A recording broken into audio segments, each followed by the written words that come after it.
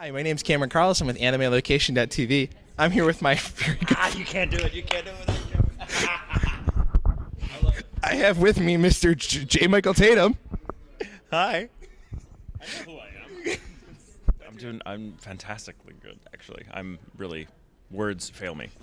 The cool part is, so the last time we got to see you... the last time we got to see you was at OhioCon 2012. How have you been since then?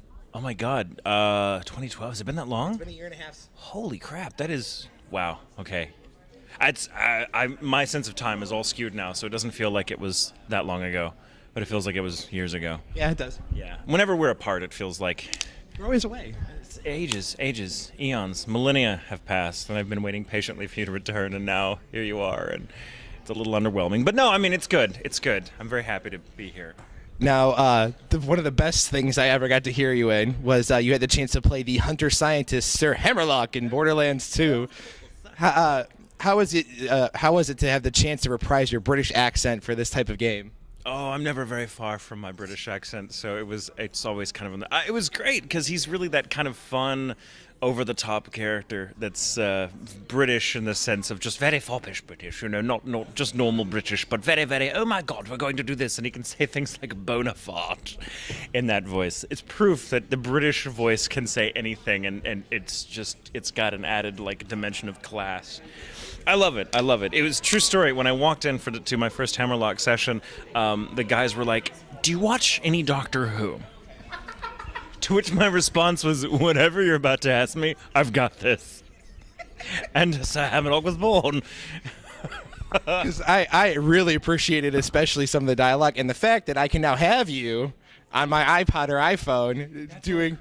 That's a little creepy. Especially the way you put it. That's weird. The fact that I can now have you always. Another fun show that you got to work on involving your Doctor Who funness was Steins Gate. It's a time traveling series. How did you prepare for the craziness of the world of time traveling? Man, there is nothing that can prepare you for something like Steins Gate. I wasn't prepared at all. And I wrote the adaptations along with Patrick Seitz and played the lead, which is something I never, ever want to do again.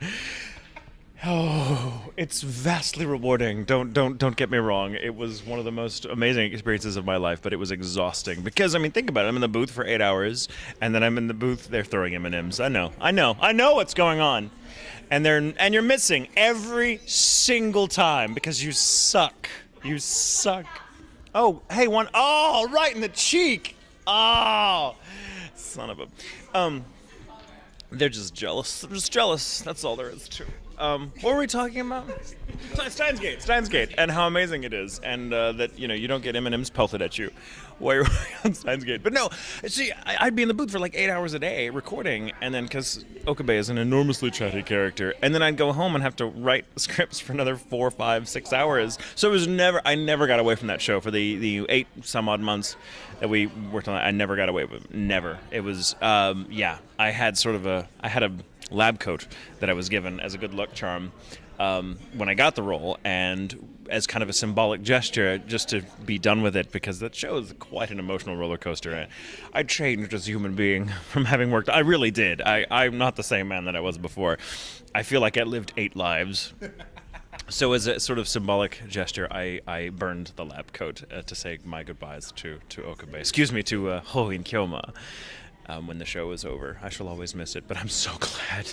I'm so glad I'm not writing and leading anymore for that show, because God almighty. I look like a crazy person writing on that show because all the time travel angles and everything, I had to keep track of all this, so my desk had all these notes and Post-its on it, and these little threads marking everything together in different timeline patterns. It looked like I was, planning to take over the world or something. It was insane. It was absolutely insane, but one of the most rewarding experiences of my life. Yeah, and another fun project you always get to do is that anime show. It continues to have great guests on it and shows. How is it going for you and Terry Doty? Oh, it's going great. Me and Terry, and of course Stephen Hoff, the show's illustrious engineer. We're doing great. We're running strong. Still doing this after, God, 3 years now. Yeah, we're getting on 3 years. No, it's past 3 years now. Yeah, yeah. So it's insane, and we have some fun stuff planned in future. So stay tuned. I just said stay tuned. like you listen to it on the radio. Did you get that? Yeah. It's like people say, hey, call me, even though who does that? Whose phones do that anymore? Or when you're like next to someone in the car and you want to talk to them and you're like, roll down your window. Who does that to roll down a window anymore? Do you? Yes. Oh, good. I don't feel quite so obsolete.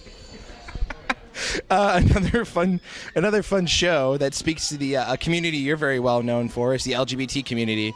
Was that of Princess Jellyfish? How do you feel being part of both communities and then working on that show and speaking to that community through that show? Oh, it's fantastic. It's really fantastic. That's another great thing about getting to work on anime in general, is because you can find shows like that within the anime community. Because anime just, Japan, for whatever reason, has got so much more, seems to have so much more sophisticated views on issues surrounding things like that, gender identification and what have you.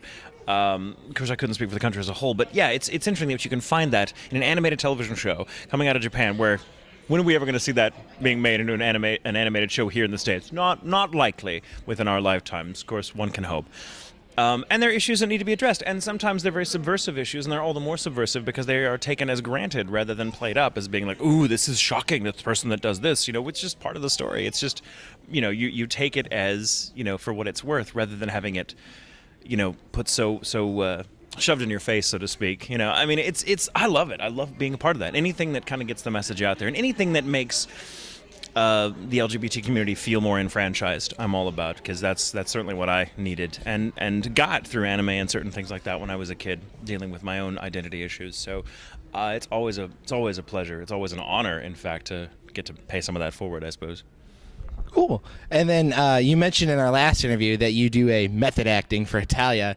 Do other actors in the booth do this as well in order to give a better performance for the characters, or just in general, method acting in general?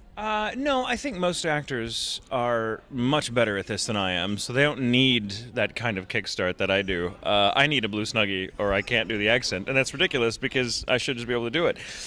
No, most actors are better. They don't. Ian sometimes, though, he does need to just. He method acts all the time. His character Romano is a bit of a douche, and not a huge stretch for Mr. Sinclair. I say that with love. Damn it, he's not even listening.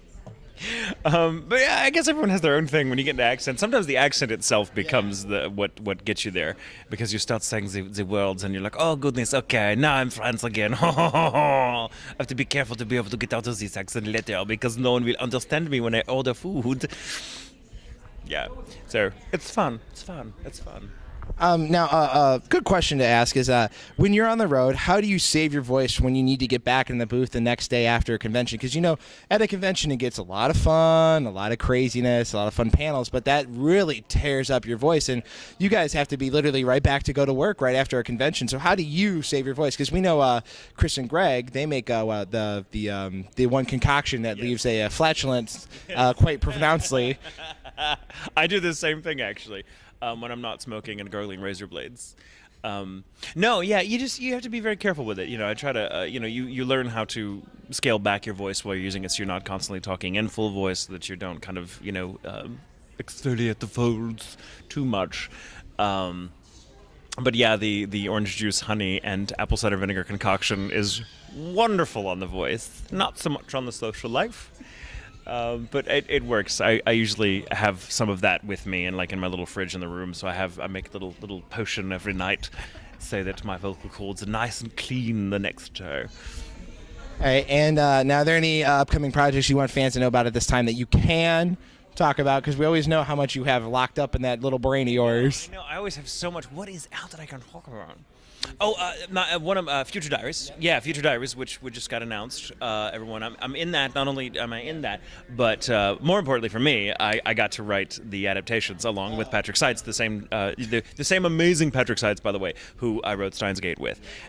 Which is funny because Future Diaries is really awesome, but it's also got the time travel element going on to it. After working on Steins Gate, some people would come to us while we were working on Future Diaries and be like, "Is this confusing to you?" We're like, "No, this is not a paradox." Okay, you see a paradox in something like Future Diary, which is amazing. After working on something like Steins Gate, you go like, "Oh, who's the time paradox? Who's the little time paradox?" So yeah, Future Diaries, amazing show. I love the hell out of Future Diaries, and it's going to be great fun. And the dub is amazing because I got to see quite a bit of it while we were working on it. I'm very, very pleased. Did you happen to get a chance to work on the newest Last Exile as well with some of your fellow voice actors that are here this weekend? On the news, what? Last Exile? Oh, maybe. Okay, we'll keep that a secret. Okay. Now, is there any way fans, as always, can keep up with you on the internet? I do believe you are more active now with Twitter. I've got a Twitter account, which is amazing because Twitter, all you have to do is just type stuff and leave it. You don't have to like respond. It's amazing. It's just like farting in the Grand Canyon. I don't know how that works as a metaphor, but they'll work it out. Somehow it works. Yeah, I like it. I love tweeting. It keeps me concise because you only have how many? Like 140 characters. So yeah, and the hashtag. Yeah, and so I'm just kind of like, oh my god. So yeah, it's kind of fun. I think the reason I'm never on Facebook all that much is because I can never decide when to shut up. So I just have to not do it. But with Twitter, I'm like, oh my god, I only have so much I can say. Boom, there it goes. And by the way, they're extremely hilarious to read, especially when he posts pictures of things as they occur. Yes. I'll have a few pictures from this weekend to post. I already have one or two. All right. Maybe involving my little brother and a gorilla. So anyways, is there a final message you want for your awesome fans out there to know about? A final message? Am I going to die? What? Why? What is this? Is there a final message? I love you all. What? No, Sorry. It's been too long. Yes. Let's do this every day. Can we please? Can I come on your show? Sure. I have to clear it with Terry. Terry may be like, no, that guy's a jerk. A final message. If you're watching this, I didn't make it. I'm so sorry. I love you all. Thanks so much for coming out and interviewing with us here at Anime Location and at Colossalcon 2013.